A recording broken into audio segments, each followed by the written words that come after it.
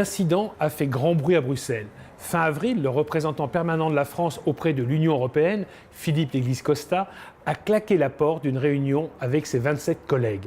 Raison de sa spectaculaire colère, il a découvert que le secrétaire général du Conseil des ministres, un Danois, tentait d'imposer en douce l'anglais comme langue unique d'un groupe de travail consacré au cadre financier pluriannuel 2021-2028.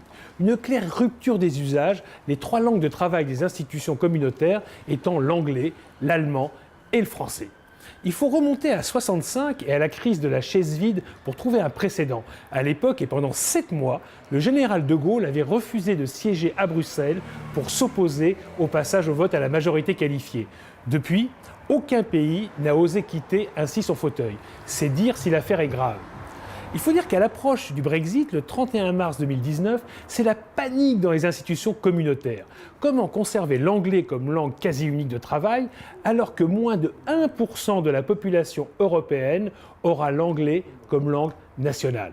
En effet, c'est l'une des langues de seulement 3 petits pays, l'Irlande, Malte et Chypre. Des réunions secrètes ont eu lieu au Parlement pour voir ce qu'il est possible de faire. Au Conseil des ministres ou à la Commission, on tente d'imposer le fait accompli en espérant qu'il sera ensuite impossible d'inverser la tendance. Mais le problème est juridique. Aucun pays en dehors de la Grande-Bretagne n'a notifié l'anglais comme langue officielle. L'Irlande a notifié le gaélique, Malte le maltais, Chypre le grec. Il faudrait donc que l'un de ces 3 pays renonce à sa langue nationale, ce qui s'annonce un tantinet difficile, ou alors que l'un d'eux notifie 2 langues. Mais là, ça risque de causer des remous ailleurs. Pourquoi l'Espagne ne notifierait pas le catalan, le basque et le galicien, la France le breton et le basque, les pays baltes le russe, Chypre le turc? Surtout dans l'histoire, aucune langue n'a réussi à s'imposer sans un grand pays pour la soutenir. Sinon, le latin serait resté la langue de l'Europe.